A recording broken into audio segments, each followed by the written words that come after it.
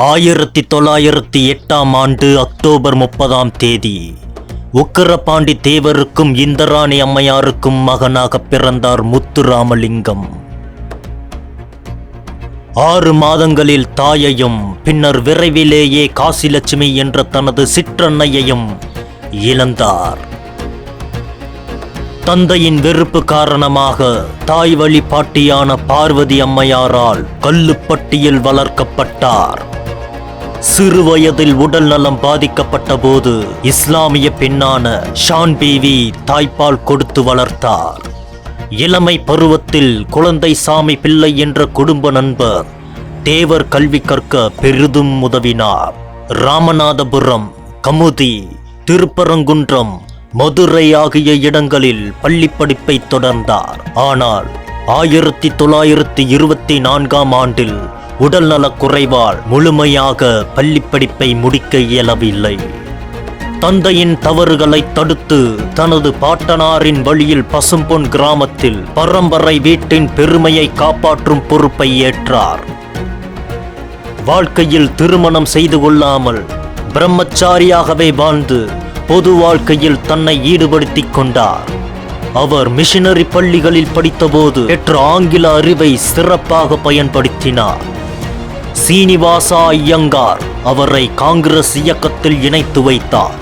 அங்கிருந்து அவரது அரசியல் வாழ்க்கை தொடங்கியது.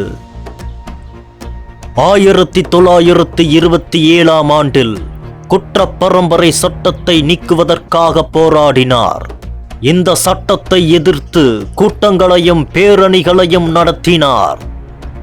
மக்களிடம் கட்டை விரலை வெட்டிக்கொள், ஆனால் கைரேகை வைக்காதே என்று மேடைகளில் முழங்கினார். காவல்துறையினர் அவரை கைது செய்ய முயன்றபோது பொதுமக்கள் அவரை விடுவித்தனர். ஜமீன்தாரி முறை ஒழிய வேண்டும் என்று தீவிர போராட்டங்களை நடத்தினார். ஆங்கிலேய அரசு அவருக்கு எதிராக பலமுறை எச்சரிக்கை விடுத்தது. ஆனால் அவர் அதை பொருட்படுத்தாமல் கிராமம் கிராமமாக சென்று விடுதலை பிரச்சாரம் செய்தார். பாலகங்காதர திலகர் மற்றும் முத்துராமலிங்க தேவர் ஆகிய இருவருக்கு மட்டுமே ஆங்கிலேய அரசு வாய்ப்பூட்டு சட்டம் போட்டது. சுமார் 4000 நாட்களுக்கு மேலாக அவர் சிறைவாசம் அனுபவித்தார். 1936 மாவட்ட வாரியாக தேர்தலிலும் 1937 சட்டப்பேரவை தேர்தலிலும் வெற்றி பெற்றார். காங்கிரஸ் மாநாட்டில் சுபாஷ் சந்திர போஸை சந்தித்ததும் தேவர் அவரை தனது தலைவராக ஏற்றுக்கொண்டார். சாதி என்பது பச்சை அநாகரிகம்.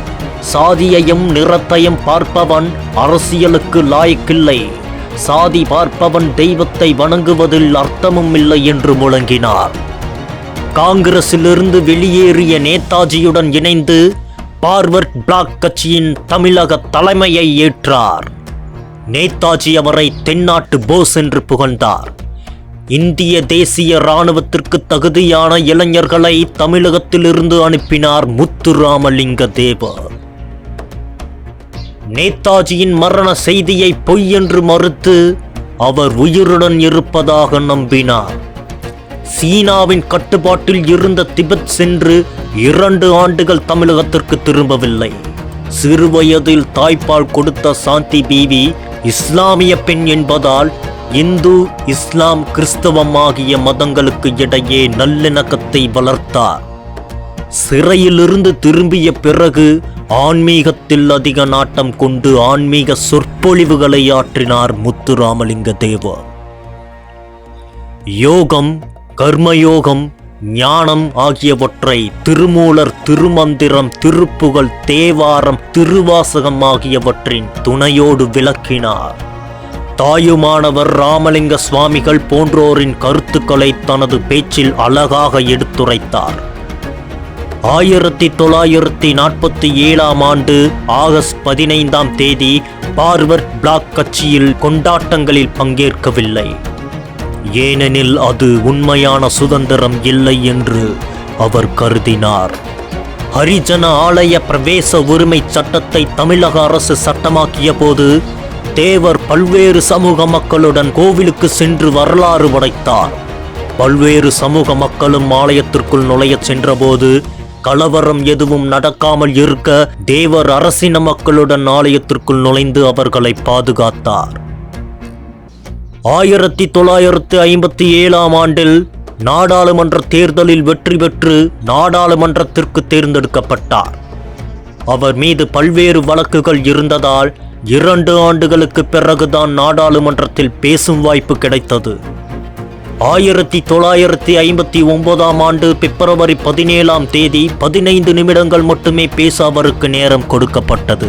அவரது ஆங்கில பேச்சு வடமாநில தலைவர்களையும் வியக்க வைத்தது.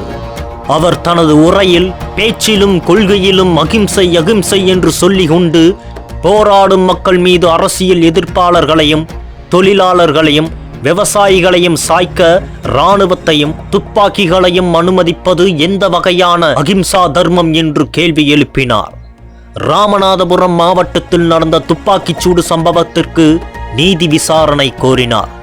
மக்களின் வளர்ச்சி பாதையில் அரசுடன் இணைந்து பணியாற்றுவதில் மாற்று கருத்தில்லை என்றும், அதே சமயம் அரசு மற்றவர்களின் கருத்துகளுக்கும் மதிப்பளித்து நல்ல விஷயங்களை தங்கள் திட்டங்களில் இணைத்துக் கொள்ள வேண்டும் என்று கூறினார்.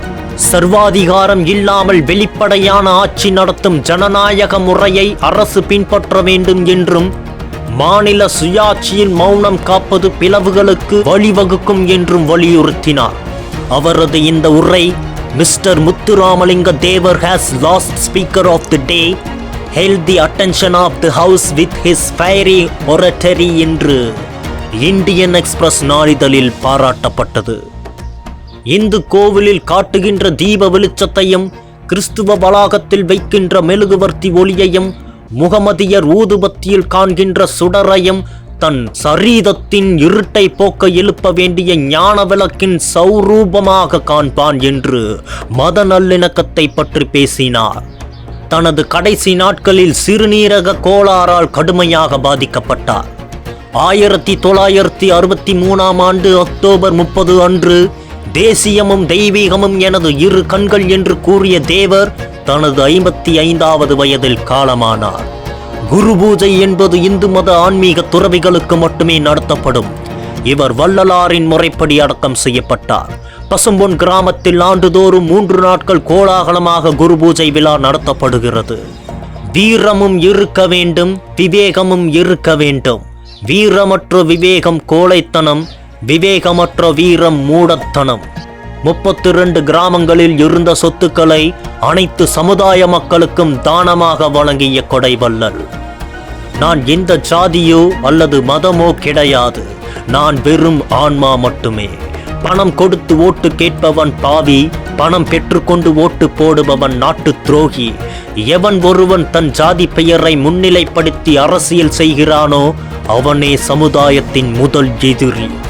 முத்துராமலிங்க தேவர் ஒரு சாதி தலைவர் அல்ல, அவர் ஒரு தேசிய தலைவர். அவரது பிறந்த நாளும் மறைந்த நாளும் ஒரே தேதியில் வருகிறது. தமிழக அரசு அவரது பிறந்த நாளை அரசு விழாவாக பசும்பொன் கிராமத்தில் கொண்டாடி வருகிறது. இதுபோன்று பல வரலாற்று பதிவுகளை நீங்கள் கேட்க சப்ஸ்கிரைப் செய்து கொள்ளுங்கள் மீடியா ஜங்ஷன் பிளஸ். நான் உங்கள் விஜய சங்கர சேதுபதி.